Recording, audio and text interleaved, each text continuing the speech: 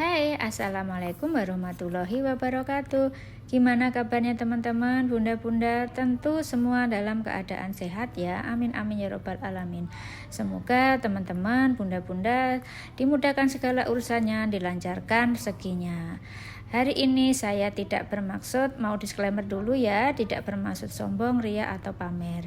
Di sini saya mau berbagi bagaimana cara mengatur keuangan rumah tangga ya teman-teman. Di sini saya akan mengatur keuangan rumah tangga di bulan Oktober supaya semuanya berjalan dengan teratur ya teman-teman. Kalau di budget begini semuanya nanti itu bermaksud akan berjalan dengan lancar, tidak melenceng ya teman-teman, karena sudah kita poskan, sudah kita anggarkan semuanya. Nah, di sini saya akan mencatat pendapatan saya, pemasukan saya. Nah, pendapatan saya ini dari 3 sumber ya teman-teman. Yang pertama itu dari pendapatan suami, dari gaji suami, dari gaji saya sendiri, saya seorang pekerja juga, dan pendapatan dari hasil perkebunan ya teman-teman, dari perkebunan kami. Nah, kami mempunyai sumber pendapatan 3 ya, dari pendapatan suami, istri, dan pendapatan lain. Pendapatan lain berupa hasil perkebunan. Nah, di sini saya akan mencatat juga semua pengeluaran saya. Di sini saya akan mengelis juga tabungan untuk pendidikan. Tabungan pendidikan sini itu adalah tabungan anak juga ya teman-teman. Saya mempunyai 3 anak. Jadi ada tabungan pendidikan atau tabungan anak. Selanjutnya itu adalah tabungan darurat ya teman-teman. Tabungan darurat di sini itu adalah tabungan jika urgent ya, urgent sekali, tidak mengambil dari tabungan pokoknya, dari mengambil tabungan daruratnya ya teman-teman. Terus selanjutnya adalah tabungan masa tua. Nama tabungan masa tua di sini biasanya saya ambil dari sisa pengeluaran itu, saya masukkan di tabungan masa tua. Nah, tabungan masa tua itu di situ nanti akan saya berikan investasi ya teman-teman. Jadi uang saya itu tidak saya diamkan di tempat, akan saya putar begitu ya teman-teman. Saya belikan tanah atau kebun gitu ya teman-teman. Jadi saya tidak mengendap uangnya. Selanjutnya saya akan mencatat, mengelis kebutuhan wajib, kebutuhan primer ya teman-teman, atau kebutuhan pokok yang wajib dibelikan setiap bulannya di sini ya. Pasti ya itu aja ya, seperti air, wifi ya, seperti itu ya teman-teman untuk kebutuhan wajib. Di sini kebutuhan wajib saya itu setiap bulan yang pasti saya keluarkan, yang pasti itu adalah 14 item ya di sini ya teman-teman. Pasti yang saya keluarkan itu pasti, pokoknya pasti tidak bisa diganggu gugat, wajib dikeluarkan ya teman-teman. Nah, nominalnya itu nanti akan beda-beda setiap bulannya teman-teman, tergantung banyak minggunya juga teman-teman ya saya keluarkan.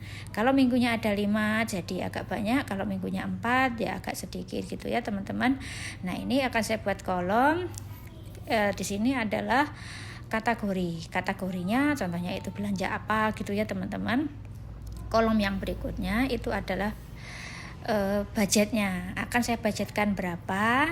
Nah, nanti bulan berikutnya akan saya evaluasi terrealisasi berapa, ada sisa berapa gitu ya teman-teman. Nah, yang bulan Agustus kemarin saya nggak sempat, Juli ke Agustus kemarin ya teman-teman, nggak sempat evaluasi karena saya habis umroh itu sibuk sekali, jadi tidak sempat mengevaluasi. Nah, mengevaluasi budgetnya itu kira-kira berapa ya teman-teman.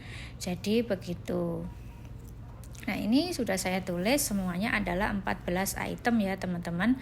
Itu yang wajib saya keluarkan setiap bulannya ya, tergantung jumlah minggunya. Nah, di sini saya akan juga membuat daftar yang kebutuhan sekunder. Sekunder di sini artinya adalah kebutuhan tidak wajib ya teman-teman. Kebutuhan sekunder, primer wajib, sekunder tidak wajib, atau kebutuhan pokok dan kebutuhan tidak pokok ya teman-teman. Kalau sekunder berarti kebutuhan tidak pokok. Nah, ini tidak wajib dikeluarkan tiap bulan ya teman-teman. Di sini saya hanya menganggarkan cuman 4 saja ya teman-teman, 4 item 4 kegiatan atau 4 pembelanjaan saja yang saya keluarkan. Nah ini nanti belum tentu semuanya habis juga ya teman-teman, cuman saya budgetkan sekian. Nanti terrealisasi setelah bulan berikutnya, baru saya evaluasi kira-kira bulan ini ada sisa ndak, ada kurang ndak, ada min atau ada kelebihan ya teman-teman. Kebutuhan primer, kebutuhan sekunder semua saya budgetkan untuk bulan ini. Biarpun kebutuhan sekunder itu tidak terlalu pokok, cuman saya anggarkan juga karena di sini kadang-kadang juga diperlukan juga ya teman-teman, namanya kebutuhan sekunder, kadang iya kadang tidak, jadi juga tetap dianggarkan kalau ada sisa ya teman-teman. Kalau ada sisa ya teman-teman. Nah di sini saya anggarkan untuk SPP itu 3,5 juta ya teman-teman. SPP anak saya yang SMA itu 3,5 juta ya teman-teman. Itu belum sangu, belum apa-apa ya teman-teman, belum kayak sabun gitu ya. Itu cuma satu anak. Untuk anak yang nomor 2 dan 3 itu masih gratis ya teman-teman, belum bayar SPP karena itu berada di sekolah perusahaan. Terus listrik saya anggarkan 700 kayak ya teman-teman. Terus air PDAM saya anggarkan 250, WIPI saya anggarkan 440 ya teman-teman. Karena di WIPI saya anggarkan 400 ya teman-teman, nanti paling ada sisa sedikit. Air galon itu saya anggarkan 500 karena seminggu saya itu membeli 2 galon itu kira-kira 100.000 ya teman-teman. Jadi kalau dikalikan 5 minggu jadinya 500, itu tergantung minggunya ya teman-teman. Untuk belanja bulanan saya anggarkan 1.500.000 ya teman-teman, itu sudah sama berasnya. Untuk belanja mingguan karena ini ada 5 minggu, seminggu 500, jadi saya kalikan jadi 2.500.000. Nah untuk pulsa HP di sini saya mempunyai 4 HP saya, suami dan anak 2 di rumah. Saya budgetkan 240, itu pas ya teman-teman. Saya 100, suami 100, anak 20. Karena untuk menghidupkan nomor aja untuk anak ya. Bensin mobil motor saya anggarkan 800.000 ya teman-teman. Di sini saku anak saya anggarkan 2,5 juta ya teman-teman. Untuk anak saya yang di pondok itu 1,5 juta. Yang kembar yang nomor 2 dan 3 itu 1 juta ya teman-teman. Karena dia sekolahnya full day sampai sore. Jadi sangunya agak banyak. Kadang karena saya tidak masak, saya tambahi sangu yang agak lebih gitu ya teman-teman. Terus untuk perawatan gigi anak saya yang SMA itu saya anggarkan 550 ya teman-teman. Karena sebenarnya untuk anggaran perawatan gigi itu cuma 300, cuman untuk bensinnya yang antar di pondok itu saya kasih 100, untuk sangunya anak saya 150, jadi 550 ya teman-teman. Setelah sedekah sama orang tua, jadi total semuanya adalah 15.460 ya. Itu yang wajib saya keluarkan tiap bulan, kebutuhan wajib saya ya teman-teman. Agak ngeri juga ya teman-teman, kalau dilihat itu agak pusing juga ya teman-teman. Nah lanjut, ini saya anggarkan tadi kebutuhan wajib sudah. Nah setelah itu saya wajib menabung untuk tabungan pendidikan anak. Saya anggarkan 3 juta ya teman-teman, karena 3 orang itu dalam bentuk saya transfer langsung biasanya teman-teman, 3 juta. Selanjutnya adalah tabungan darurat, saya anggarkan 3 juta ya teman-teman. Nah untuk tabungan masa tua itu belum saya tulis karena saya masih nunggu kebutuhan wajib, kebutuhan pokok saya anggarkan dulu, dan kebutuhan tabungan anak dan darurat. Nah di sini untuk kebutuhan sekunder tidak wajib saya anggarkan untuk belanja online. Biasanya begitu ya teman-teman, untuk jajan anak, untuk jalan-jalan. Karena kita setiap weekend kita jalan-jalan, setiap liburnya suami saya kita pasti jalan-jalan ya teman-teman. Entah kita nongkrong di taman atau kemana gitu ya. Belanja online saya anggarkan 300.000 ya teman-teman di sini. Nah jajan anak, kadang anak-anak itu minta jalan keluar, itu kadang-kadang dia jajan di luar gitu ya, saya anggarkan 200. Ini biasanya kadang masih sisa, kadang nggak dipakai karena sudah dibelikan jajan bulanan ya teman-teman kadang.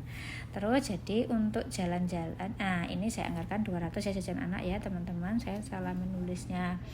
Kemudian itu jalan-jalan saya anggarkan, untuk jalan-jalan itu saya anggarkan 1 juta ya teman-teman.